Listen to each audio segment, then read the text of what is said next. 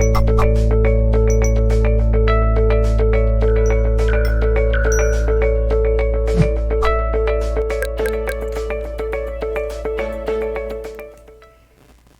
everyone, on behalf of the Mindalia TV team, welcome to Mindalia live streaming.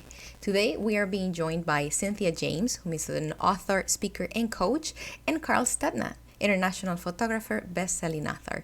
Before starting with them, we want to remind you that Mindalia is an international non-profit organization and that you can collaborate with us just by liking this video, subscribing to our channel, leaving us a positive comment, or even sharing this content with someone that you think that may like it. We also want you to invite you to collaborate with us or to participate in this program. You can do that through the chat. While we are live streaming, the chat is open, so your questions and comments are more than welcome. Having said that, I have the great pleasure of introducing Carl Studna and Cynthia James. Guys, welcome to Mindalia. How are you? Wonderful. It's great to be with you. Thank you so much. Happy to be with you. It is a great honor to have you. We faced a little bit of a technical difficulties. We normally share this space with Sunny Chase. She is, the magic on the show. But today we faced a little bit of an inconvenience, and she said, guys, go ahead and do it without me. And I have no other choice but to go ahead and try, right? Why not? Absolutely. We are going to be talking about individuality in a partnership. That is super big, because normally whenever we feel or we are in a relationship, we think that the time is ours. There's no one, right? And you guys are a couple, right? Yes. Of course. That's the most important thing that we need to say right now. What is individuality? Why should we keep it? Want to start? Yeah, really, we all have innate gifts and talents and skills. We come to the planet with them. We're unique expressions. And sometimes the difficulty in relationships or partnerships is that it's hard to maintain your individuality without giving your energy or your power away to the other person. And so what we were talking with Sunny about is the fact that we both came together as really fiercely independent people and operating in our own fields, and then had to find a way to collaborate to become a partnership and not lose that individuality. And it's such a fine line, being able to make sure that we honor our own needs and also learn, the necessary skills to be able to really listen deeply to our partner, with Cynthia. And to me, that's one of the most important keys, is really learning how to listen well and being present to really hear and understand my partner's point of view rather than feeling the need to defend myself. Mm-hmm. The active listening, right? That's how they call it? Yes. How did you learn that? Because, how long have you been together, if I may ask? 25 years. Okay, that's not a few. I've been... A good chunk of time. Yeah. Well, but I would love to tell you that we were just magical and mystical and we just popped into it. But, just like any relationship, it was a journey and we hit walls. And the question became, are we going to stay? And if we're going to stay, what does that look like? And so we had to find tools, and we got outside help to really support us in learning to understand, because we have different rhythms. I'm African American and we're super expressive and over the top, and he's Jewish and they talk about things. A match made in heaven. Exactly. Yeah. So it's really required, and it's an ongoing process.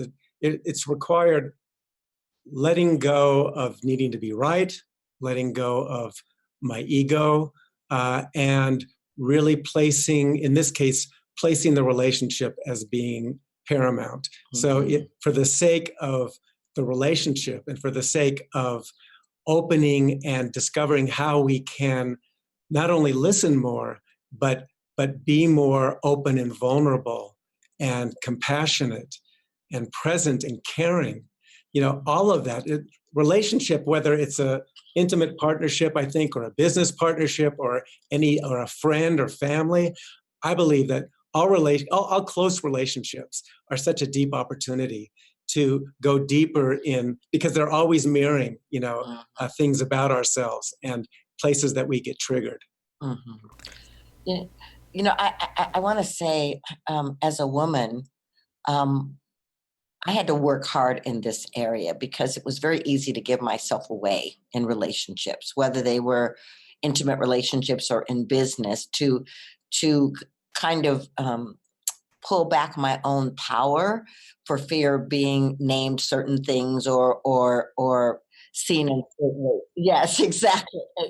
Yes, exactly.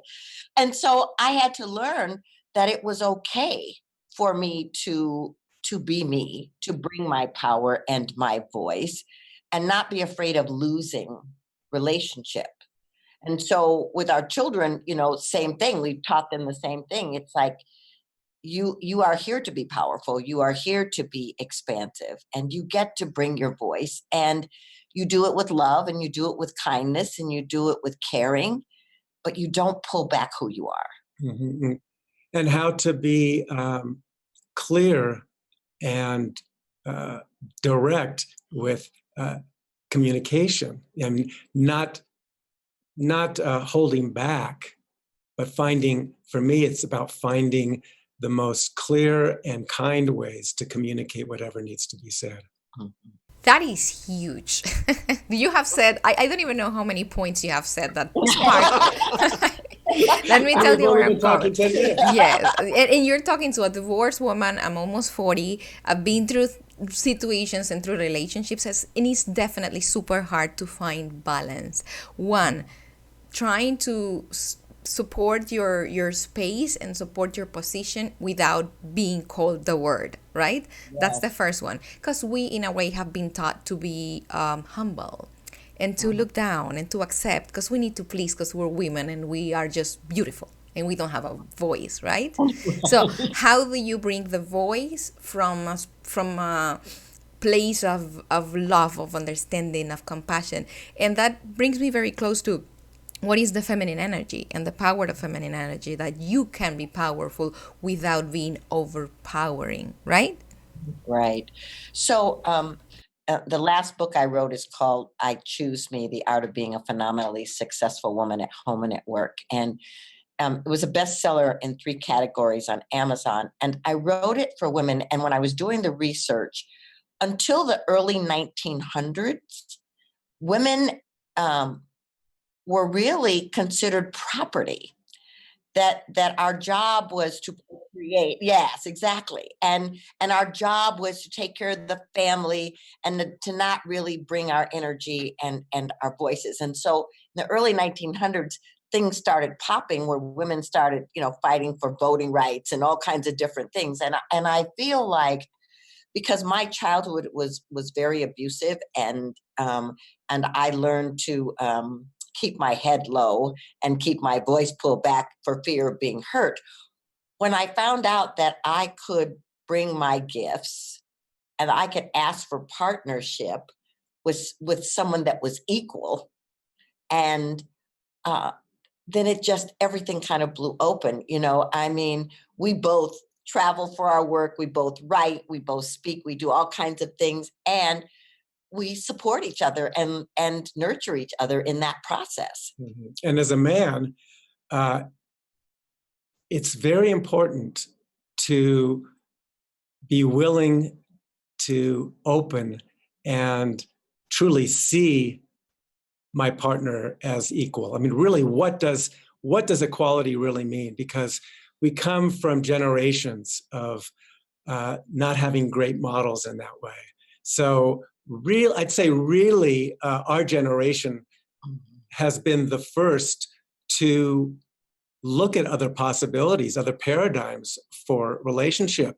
And as a man, being able to claim and see that when my partner is fully activated and inspired and doing what she feels empowered to do, then I feel great about that, and I don't feel threatened, because what's the threat? I mean, she's doing completely different things than me. I mean, we're both, there's parallels in the messages that we're giving, but there's absolutely no concern or threats in any way. So why wouldn't I fully empower her to be the fullest and the strongest vehicle for what she's here to give?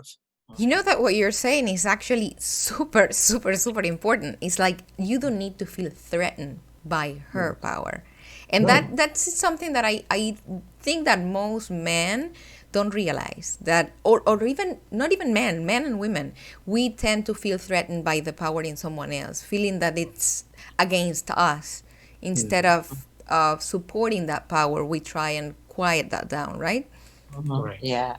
Well, and you said, you're divorced and you're stepping into your greatness, whatever that looks like. And what I feel like is like, if every single person understood their power and understood their grace and understood that they were here to do something unique, there would be no need for competition, because we would all be expressing in powerful ways. And so in this moment, you get to be in media, bringing messages of people to empower them. And I feel like that's an incredible thing to witness in someone else. And then we get to witness this in each other, and we get to witness it in people that we meet. And so your individual expression is a gift. And and honoring each of our soul paths. That if we believe that we're here for each one of us are here for a unique purpose, then how can I honor her unique soul path as she honors mine? Cynthia's about to go to India to speak at a women's conference, and it's a long way away. That's on the other side of the world. And I'm not going, and I'm not going because it didn't, first, number one, it just didn't work logistically for me to go. But also, when I really tapped in, I could recognize it's not for me to go. This is her path. This is her experience. And her going by herself, she's going to have very unique experiences that are going to be, I know, incredibly expansive for her. That would be different if I was there. I mean, it could be nice still, but this is her soul path in this particular circumstance. So why would I feel concerned or threatened by that? I might feel a little concerned. I mean, being in this country, but I know where she's going is safe. And yeah, so there's always these opportunities to question rather than come down in a particular stance. This can only tell me that you guys, each of you, feel very plenty inside. Because I guess that you said the word grace. When you have grace and when you feel complete, you feel whole and abundant, you can only want the people around you to feel the same. It's like impossible. You're overflowing and you want other people to overflow with you, right? Absolutely. So I coach a lot of leaders, especially a lot of women leaders. And I feel like what we've been talking about, the principles that we've been talking about, apply to business. It's like if you honor the individualized expression of the people that work with you, then everybody gets to thrive. The same thing with your children. If you honor the individualized expressions that they are, then they get to thrive. I think there's a misnomer that we can control people and things, and it takes a lot of energy. So if we really put our energy into creating space for people to reveal their gifts, something miraculous happens. I mean, there are times that I'll be insecure about something, and Carl is like a stand for my gifts. He's like, "Oh, you can do that. I know you can do that." And I do the same thing for him because he is a one-of-a-kind photographer. He catches light in people. And so it's really wonderful for me to be a cheerleader and go, "Oh, you want to have your picture taken by this man because he will capture your essence," And Cynthia, thank you. And Cynthia was referencing, in business, and it made me think about authenticity. And which is another aspect. So if we're looking in terms of relationship and business, some of my greatest wins have been when I've been able to just show up and be myself, show what I have to offer. And it's because I'm just resting in the truth of who I am and not trying to be a certain way, not trying to get anything. That's usually when the greatest wins have happened, because people can recognize, there's no agenda here other than just to give the most that I can give. They're not trying. I love that. Right. Let me ask you something, because we normally have this perception of two people that fall in love and form a family, they need to be alike. They need to have the same background. And of course, you were saying here that for what I see, you share the same like soul values, a core that is very, very intimate, but you have very different lifestyles. Am I right? And personalities. Absolutely. And that's the good news and the interesting news. I mean, because we had to really learn how to be with each other, how to talk, how to manage our different ways of being and rhythms and cultures, and then create the culture and the life that's us, And so I think that's the power and the glory of relationships. And we learn in different ways. Yeah. We assimilate information and learn in different ways. Cynthia is very, boom, boom, boom, boom, just catching things really fast. She's a fast writer, just all this stuff. She moves quickly. And I'm much more methodical and, just being with things, thinking about things, integrating, or just catching the essence of different things and not wanting to be as literal as far as the way I learn in certain ways. So it's really required understanding that with each other and learning how to navigate with each other with these differences. And accept, he's right. I mean, I move really fast and I'm like, come on, let's move to that. And he's like, wait a minute, we're going to go. And I'm like, oh my goodness, right?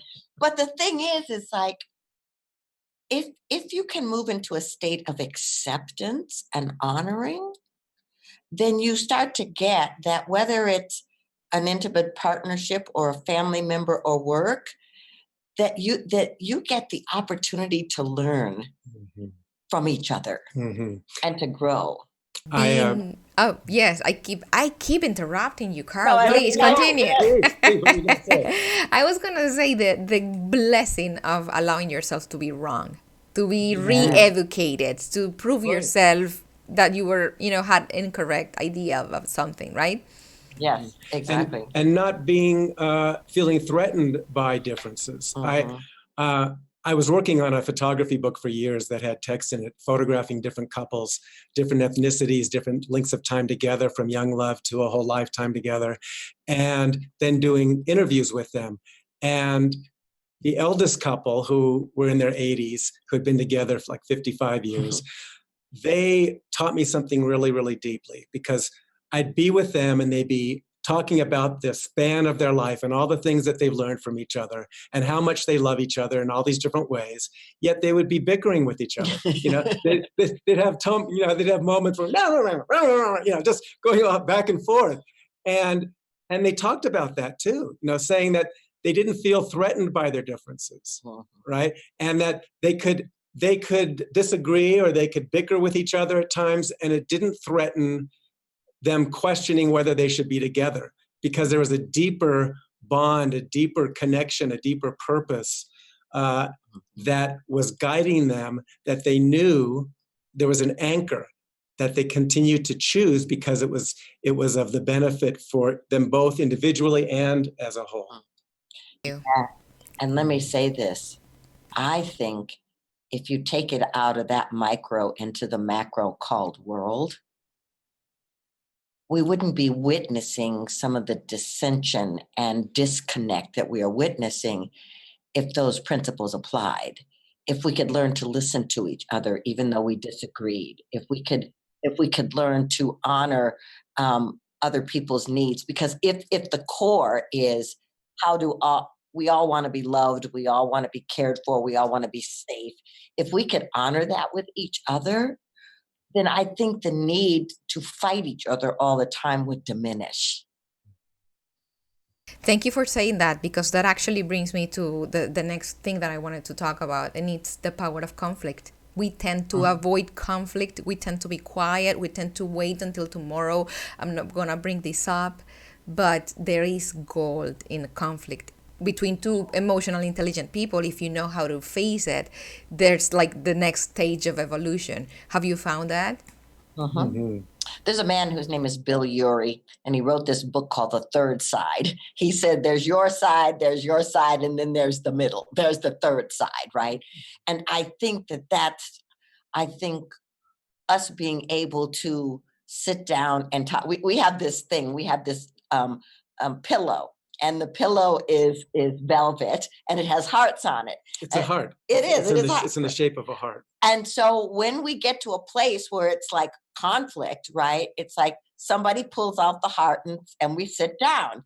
And the rule is, as long as you're holding the heart, the other person doesn't get to talk. They really got to listen. And then when you get through with your part, you hand the heart, right?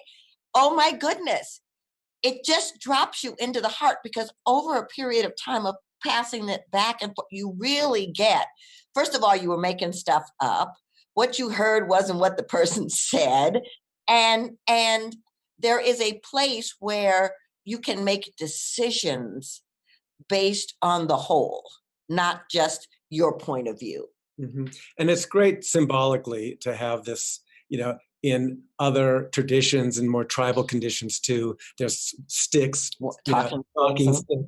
Yeah, it's a similar thing, but it really, really can help. That's just like a little tool that can really help, because if you're holding this, it's like there's an understanding, you can speak for as long as you need to speak, to say whatever you need to say and how many ways that you need to say it, and explain yourself, and trust that the other person's not going to intervene, not going to interrupt. And hopefully, they'll be listening, because that having that as a symbol also, it helps as a tool to be able to just pull back a little bit and remember, oh yeah, okay, she's holding the heart. I'm here to listen in this moment, and listening, gets back to listening. How do we more deeply listen, especially when we feel defensive or we feel like the person isn't understanding us. It's a way of dissolving the, I'm pretty sure you heard of the Rashomon effect, right? Everybody's seeing something different about the exact same event. Exactly. But here's the thing. I think conflict is important, because I think being able to navigate conflict creates trust. I know that no matter what we're going through or how, what we're up against, I can trust he's going to show up. I can trust he's going to tell the truth. I can trust that he's going to honor my thing, even if he doesn't agree with it. And that the bottom line is we do have the same values, and we would never want to hurt the other person. And so if you can trust that, then everything's okay to be on the table. And I had a first marriage that ended years ago, that ended very, very painfully. And the greatest thing I learned from it was that, because there were certain things in that relationship that I didn't disclose. I was afraid. I was young. I was in my 20s, and I was just young. And I was afraid, if I say that, she's going to leave. And the greatest lesson I got was, if I don't say that, she's going to leave, or it's not going to work out, because it's such a misnomer, I believe, that we've got to find ways to be truthful, and certainly there are more loving and considerate, conscious ways to tell the truth, and that's something that we always can be learning how to do better. But we've got to be truthful with ourselves and with whomever we're with, our partner. Otherwise, it's like a cancer that continues to grow. Even if he's not comfortable, right? That's right. Totally. So there's a couple named Gay and Kathleen Hendrickson. They wrote a book called Conscious Loving. And one of the things in the book was, it's like, you have to learn to tell the microscopic truth. the thing you want to hold and hide and run from, you got to bring that to the table, because that's how you create powerful relationship. And I feel like I have learned that with Carl. I've learned that with my children, and in business, and there are people that don't always love my direct nature, but the thing is, they know they can trust me to tell the truth, and they know I'll be authentic when I show up. And so that's what I think, being able to navigate conflict, I think it's by telling the truth. Super important. And one of the things that I wanted to ask you is, because it is, at least for me, it is very easy to talk about the way I think. I'm a master about how I think, but talking about the way I feel, how do you handle that? For example, at the beginning of your relationship, there must have been one that was falling faster than the other one. And you said earlier, manage timing. Our times are not the same, and respect the timing, whatever it takes you to get to where we're all on the same page. Well, okay, so yes, and we hit a wall.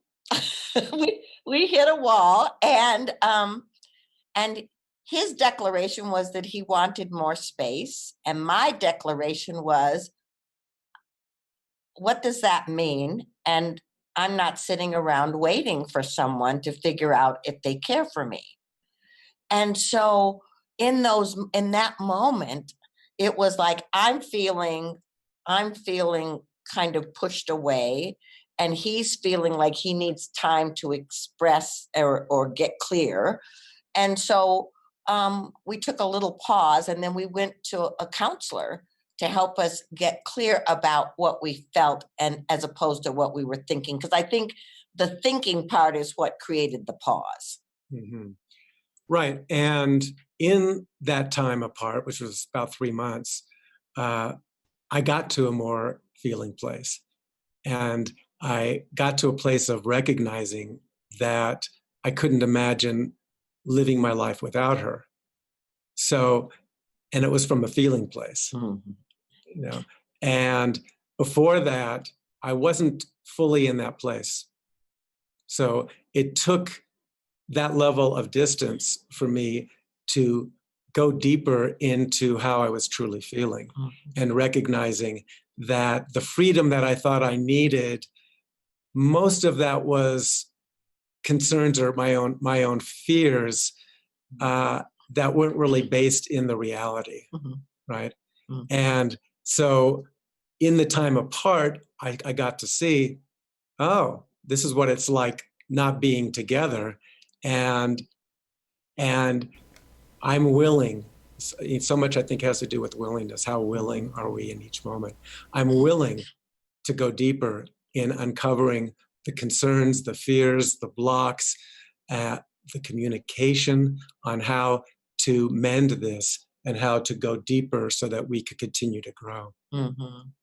Yeah, the mind will project you into the past or into the future and bypass the feeling. Wow. Wow, that's big. It's how do you handle your different lifestyles? Like, if one likes to go to the movies but the other one likes to go to the theater, and one goes to go dancing but the other one likes to go for dinner, for example, how do you handle that? No is a complete sentence, and there are a lot of things we love to do together, and there are some things that we don't. And so when one wants to do something the other doesn't do, say, I don't want to do that. You go, have a great time, and then I'll see you when you get home. I mean, there's no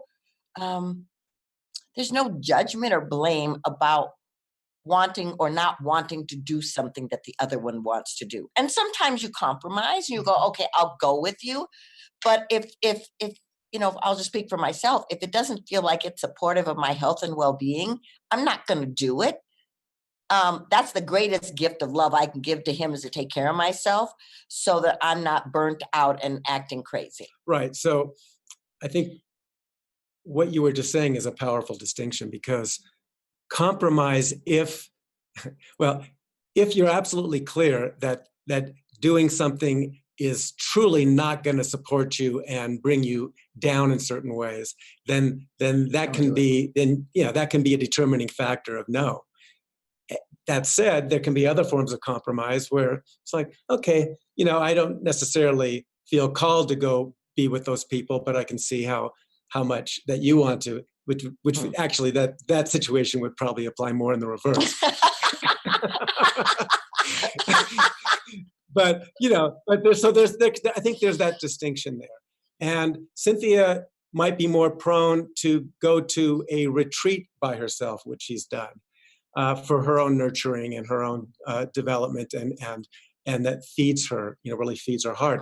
I might be more called to go to LA, where I still have some very deep friends, Southern California, deep friends, and being with them will feed me in that same way. So they're different ways of being fed in that way. And sometimes one of us will go before the other one, and the other one will join. Right. I think there's no rules about how you navigate things. There are some things that are important, like family things were going to show up, right? But I think the other ones are, it's like there's no rules. It's like, does this work? Does this not work? And how do we honor where the other person is? And it's beautiful. It's like, how do you feel about this today? Right? Yes. That's beautiful. Guys, we've reached the end of our time. It has been an incredible pleasure to chat with you for a little bit. We feel truly honored. Before we leave, we want to give you a moment so you can, just for your final comments. You want to start? What I want to say to anyone listening is, you are a masterpiece. You are a masterpiece of the universe. You are unique and original, an original imprint, in fact. Bringing your best self creates a magnet that you can pull in people and experiences to help you thrive. And I hold that for you.